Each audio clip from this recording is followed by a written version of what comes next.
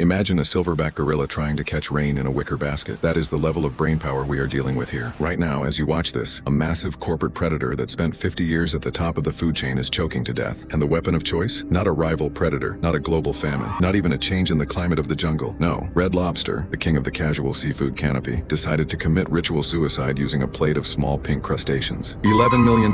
That is the pile of bananas that evaporated in a single quarter because some suit in a mahogany office thought, hey, what if we let humans eat as much shrimp as they want for $20 while our costs are skyrocketing? It's the most legendary cell phone in the history of the American market. A story of greed, stupidity, and a supply chain that turned into a noose. We aren't just talking about a bad promotion. We are talking about a total collapse of logic where the people running the show forgot how to count. They didn't just lose the fruit, they burned down the entire orchard to stay warm for 15 minutes. I'm the economist Mico, and if you want to see how smart humans turned a billion-dollar empire into a dumpster fire, keep your eyes on the screen, because today we are doing a post-mortem on the endless shrimp disaster, the ultimate lesson in why free is the most expensive word in the jungle. Auto 2, the golden era, how the empire was built. Before it was a meme, Red Lobster was a miracle. Back in 1968, Bill Darden did something that shouldn't have worked. He decided to bring fresh seafood to the middle of the jungle, places where the only fish people knew came out of a frozen box. Lakeland, Florida. That was the first tree planted, and it grew like a weed. Why? Because he understood human psychology better than most apes. He made luxury accessible. For the average human family, going to Red Lobster wasn't just lunch, it was an event. You had the tanks with the live lobsters, a literal trophy case of the ocean,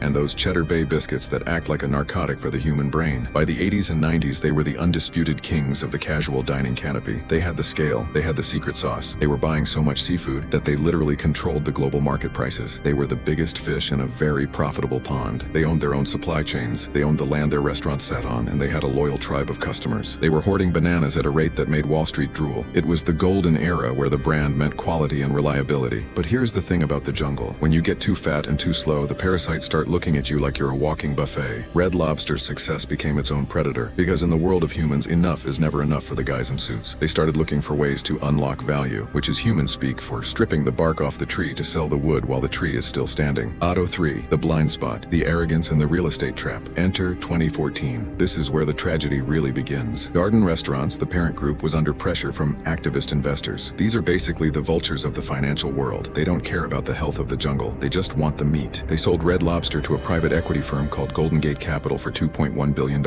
Sounds like a lot of bananas, right? Wrong. To finance the deal, they did something so monumentally stupid it should be taught in every monkey business school. They did a sale-leaseback. They sold the land under the restaurants, the very ground they stood on, for $1.5 billion to another company. Think about that. You own a house. You sell the dirt it sits on to pay your credit card bill, and now you have to pay rent to live in your own house. Suddenly, Red Lobster didn't own its trees. It was renting them. And the rent in this jungle only goes up, never down. This turned a massive asset into a massive liability. They were bleeding cash just to keep the doors open before they even bought a single shrimp. Arrogance is a hell of a drug. The executives thought they could outrun the rent by just selling more food, but the math didn't care about their feelings. They had lost their safety net. They were now walking on a tightrope over a pit of fire, wearing lead boots. And then the ultimate conflict of interest walked into the room. Thai Union. Auto 4, the domino effect, the shrimp overlord and technical rot. In 2020, Thai Union, one of the world's largest seafood suppliers, became the majority owner. This is like a troop of monkeys being run by the guy who sells the bananas. In a normal world, a restaurant wants the best price for its ingredients. It's cash flow protection. But when your owner is also your supplier, their goal isn't to make the restaurant profitable, it's to sell more of their own product. They didn't want Red Lobster to be a great restaurant. They wanted it to be a giant mouth that swallowed Thai Union's shrimp inventory. This is vertical integration gone wrong. They forced out experienced executives who knew the business and replaced them with yes men. Then came the ultimate endless shrimp decision. Historically, this was a Monday-only deal. It brought people in on a slow day. But in 2023, under the guidance of the shrimp sellers, they made it a permanent menu item for $20. They didn't account for equity or the debt they were carrying from the rent. They just saw volume. They forgot one thing. Humans are greedy. If you offer a human endless anything for a fixed price, they will treat it like a challenge. People were sitting at tables for 4 hours, eating hundreds of shrimp, and the restaurant was losing money on every single plate. They were paying higher rent, higher labor costs, and giving away their inventory for basically nothing. The domino effect was in full swing. Auto 5, the crash, the day the canopy collapsed. The crash wasn't a sudden storm. It was a slow rot that finally snapped the branch. By May 2024, Red Lobster filed for Chapter 11 bankruptcy. They owed over $1 billion.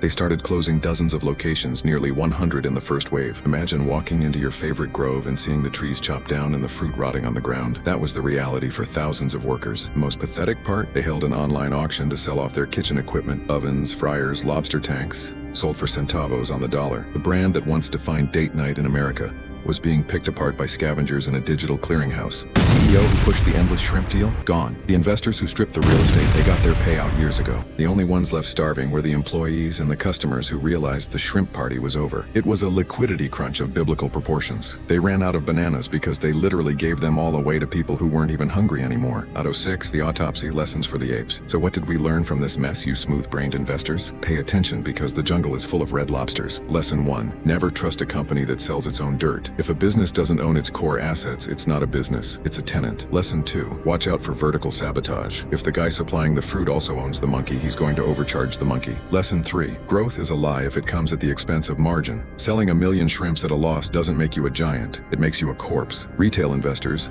the apes, need to look past the flashy promotions and check the plumbing, check the rent, check who owns the debt. If the smartest guys in the room are doing sale-leasebacks, they aren't building a future, they are preparing an exit strategy.